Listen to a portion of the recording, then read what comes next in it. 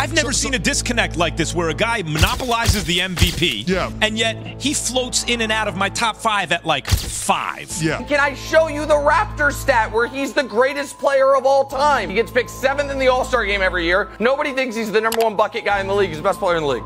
I'll lose my mind on it. When I watch the games, I'm watching Jokic pass the ball, and I'm watching his guys catch and shoot. He was actually around 9.5, 9.8. And then all of a sudden, he started searching for them assists. You won't believe it, but Nikola Jokic has officially stat-padded his way to the NBA Finals, and he's done so by having one of the greatest playoff runs we have ever seen. Over the course of NBA history, 3 players have averaged a 30-point triple-double in a single playoff series: LeBron James, Russell Westbrook, and Nikola Jokic. Nikola Jokic is currently 0.1 points per game short of averaging a 30-point triple-double for the entirety of these playoffs. Oh, and he broke a 60-year-old Wilt Chamberlain record for the most triple-doubles in a single playoff run. But you know what? Who cares about the stats when he can do things like this? There's just over a minute left in the game with the Nuggets looking to close out the Lakers. Nikola runs a give and go with Jamal Murray. He then spins inside, collapsing the defense before throwing a perfect pass to Michael Porter Jr.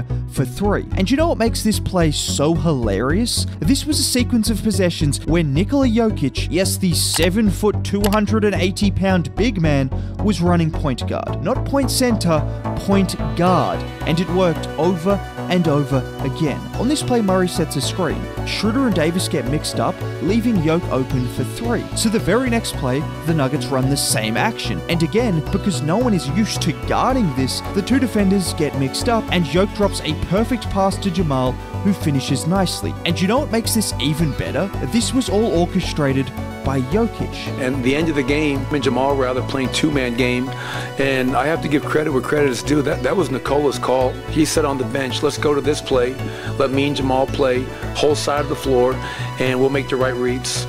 Coach Jokic did a great job tonight. But we got to talk about Game 4, because following a dominant first half from LeBron James, it looked like the Lakers were going to extend the series. I mean, LeBron James had only been swept twice, and that was against 2 of the greatest dynasties ever. Unfortunately, he had to deal with Nikola Jokic in the second half. In the second half of Game 4, Jokic had 20 points, 10 boards, 5 assists, and was a plus 17, playing the entire 24 minutes. And that's where we need to start, because you know how he dominated this game? It wasn't just because of his supreme skill. He was easily the fittest player on the floor. Here he is blocking Anthony Davis. He then pushes the pace, kicking it out to KCP, who misses the 3 before Jokic is there to clean it up. A couple minutes later, look who's pushing the pace as he drops it off to MPJ, and once again, it's AG and Jokic fighting on the boards before Jokic gets in there for the and 1. And it was at this moment when I realized, yeah, the Lakers aren't winning this game. And if that wasn't the moment for you, this probably would have been it. Jokic has to put it up. Falling away, puts it up. Bang! Do you guys understand how rare this is? Not just the shot, but look at the bench's reaction. You never see a bench react to an opposition player at this stage of the playoffs, but they couldn't contain themselves because there's no words to describe a fading one-legged three-pointer with the shot clock expiring and the best defender in the league all over you. You know what makes this even crazier? This wasn't the first time he did that in that game, let alone in the series. Jokic, shot clock winding down. Jokic has to put it up. High on 3. Oh, he knocks it down. Jokic just gets it off in time. It's up. Oh, it's good. Now, we should probably talk about who was defending him on these plays, because if you want any idea as to how great Nikola Jokic is, he made the best defender in the league look average. Entering the playoffs, everyone thought Anthony Davis was the answer to Jokic, and boy did they find out the hard way. Throughout the first 2 rounds of the playoffs, Anthony Davis had a defensive rating of 106, anchoring the best defense in the playoffs. Against Nikola, you might ask, a defensive rating of 124.6. Just to put this into perspective, that's a worse defensive rating than any team had in any round these playoffs. The Nuggets turned the best defense and defensive player in basketball into 3 buckets. And that tends to happen when you have one of the greatest players in NBA history. Here's Jokic running a give and go with KCP. He gets the ball with his back to the basket, a lightning-quick spin move is followed by a dunk. And it was this level of aggression that set the tone. Same as on this play where he fakes the pass before beating AD off the dribble and throwing it down. And within 20 minutes of Game 1,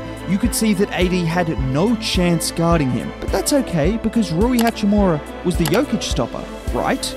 Right? If by Jokic stopper you mean get beat in isolation every possession and hope AD is there to deter Jokic at the rim, well even still, that didn't last longer than a couple of quarters, like here where Nikola has Rui on the block. And identical to the move against AD, it's a lightning quick spin move, this time fighting through contact and finishing with a level of dexterity that should not be possible at that size. Or you could look at any number of plays where he used his size to just bully Rui under the basket and just finish with a nice soft touch. But let's just look at the full picture for a second. If you want any idea as to how dominant Nikola has been in these playoffs, he is currently second in total points, second in offensive boards and total rebounds, first in assists by a mile, and oh yeah, he's first in plus minus. And so I want to touch on the plus minus for a second, because entering these playoffs, Jokic had a playoff plus minus of negative 31 in his career, which people used to suggest his game didn't translate.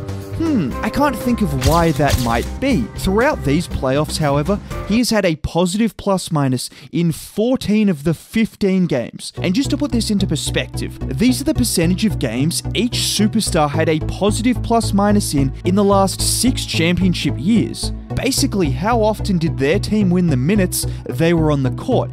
And well, he hasn't played in the finals yet, but it's safe to say he's impacting winning just a little bit. And none of this would be possible if Nikola Jokic was the worst defender in the league, like some people claimed. In fact, the job he did on Anthony Davis was damn impressive. Similar to on offense, Jokic set the tone early on defense with his physicality, using his strength and size advantage to bully AD whenever he tried to post up. And this was important because in turn, AD started settling for mid-range jump shots, something that he is very inconsistent with, and it's exactly what Jokic and the Nuggets wanted him to do. This was in addition to some exceptional one-on-one defensive plays, like here where AD has Jokic on an island. He drives baseline, but Jokic is able to stay attached before blocking his shot. Not to mention the job he did in the pick and roll.